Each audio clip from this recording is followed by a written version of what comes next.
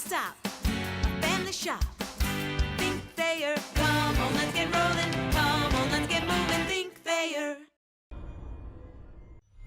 You know, tonight the effort was so much better than our past two games, and that's what you want from your kids. And I thought they responded to a team that is 9-2 coming into the game today, and that couldn't ask for anything more other than making more shots.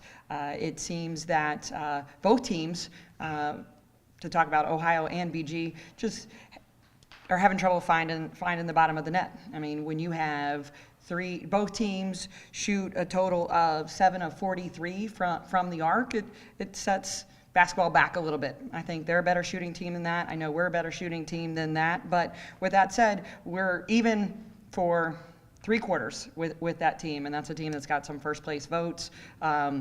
They went off, got some good penetration on us in the first quarter, got some layups, but I thought we did a good job of cutting into that lead and making it essentially a 3-4 possession game at halftime where it could have easily gotten away. Our kids responded, and we hadn't done that previously, and that's what we wanted to do. But at the end of the day, we got to shoot better. I got credit Ashley and Abby, our starting post. They were the past 2 games, they shot 33%. They came in today and were 7 of 12 and 14 rebounds, and both of them were playing with heavy foul trouble. So kudos to them for stepping up, and this is against a team that switches constantly in the half court, gets away with a lot of holds, and I thought the 2 of them stepped up to the challenge. Now we just got to get the rest of our kids to start making shots, because now you hold that team in the mid to low 20s for over 3 quarters, and now you have a couple quarters where you're shooting in the low 30s, and we dug ourselves too big of a hole. But the rest of our kids have got to step up and make shots. I mean, we've got both our point guards are combining for 19%. Our wings combining in the 20%. So they're better than that, and we've got to get into the gym and get some shots up. They want to be better. We want to be better, and it's going to take some hard work to become more consistent in making shots. In the first quarter, Ohio had a lot of success getting to the basket and made a lot of. I went back and charted it. They had 10 field goals in the first half, 8 are layups. Yep. What was the struggle defensively there? Honestly, four out of those 10s, we'll break it down. 4 out of those 10s by Kiki Lampkin. Great defense by Abby Seeker. I mean, that's when you say when somebody makes a shot and it's better, good D, but it was just better O. I mean, she's fading away off 1 foot, has to use the backboard with a funky angle. I mean, she's a talented player. I mean, very, very talented player, and she made a tough shot, and she stepped up when they had to. I would say 3 out of those 10, we had breakdowns. We got beat off the bounce. We knew exactly what they were going to do, gave up some baseline drives. We've talked about that since before Cuba of how we were not going to give up baseline. We gave up 3 baselines, and when we knew that was coming. So that was just disappointing.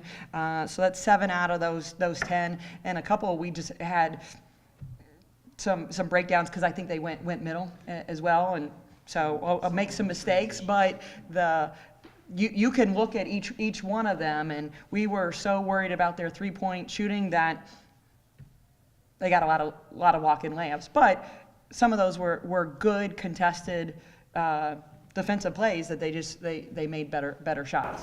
So the adjustment from the 3 quarters after to slow that down. We went some zone, and that worked well, but then we still had some lapses. But that's a team that's shooting 26%, I think, at the arc.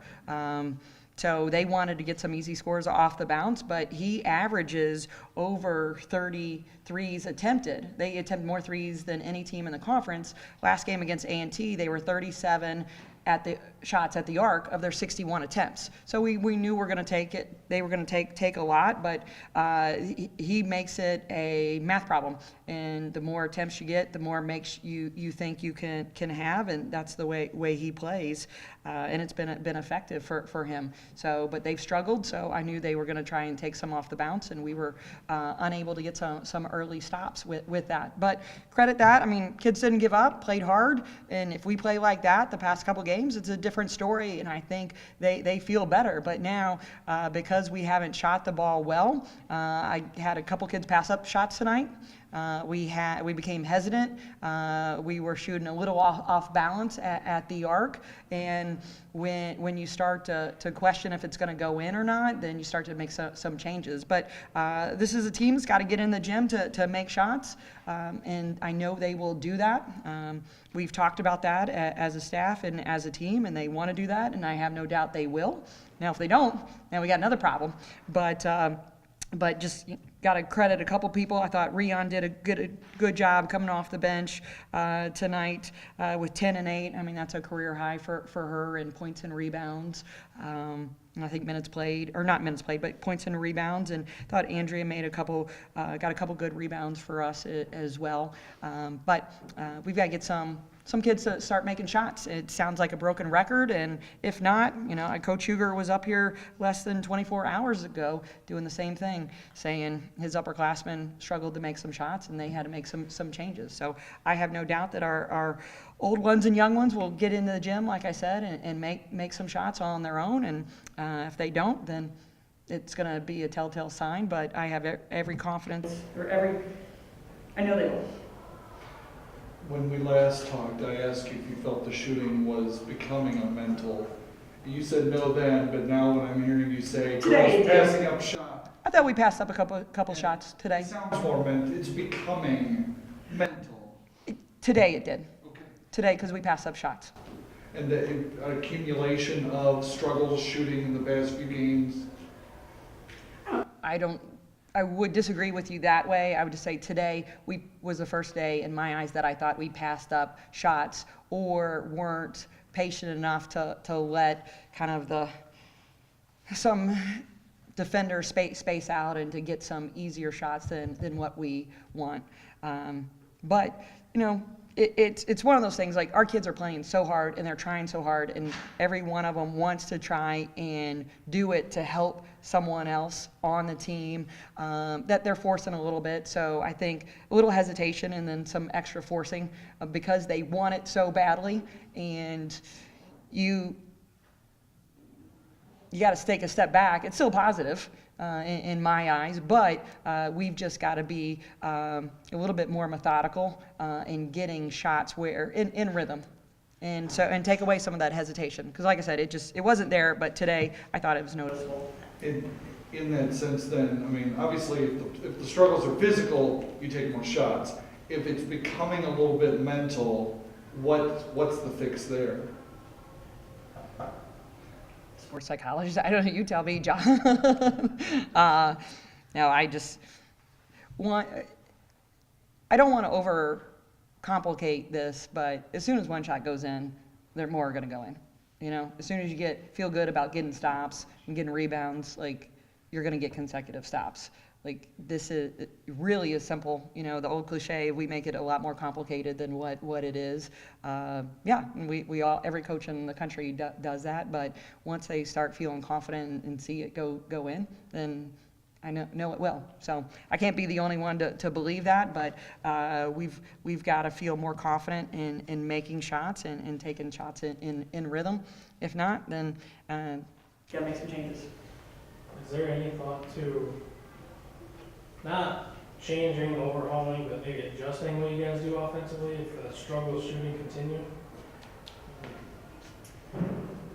I think you can make changes on still going with kind of who's a hot hand. Right now you're still looking at percentages and trying to get kids that put kids out there that have the highest percentages right now for it to go in, because there's so many people struggling to put the ball in the basket right now. But I'm not ready to change what we do defensively or change what we do offensively, because there's many times where in the past 2 games and in this game where we got to the hoop, it didn't go in, or drew the foul. I mean, we're getting to the foul line more than we have the past 3 games, but now our percentage of the foul line's going down as well. So not only do they have to get in and shoot, but it's got to be a more concerted effort with foul shots, and that's difficult because with how much time it takes foul shooting you to shoot 100 foul shots or 200 foul shots in practice, you're losing time to do other stuff. So that's something where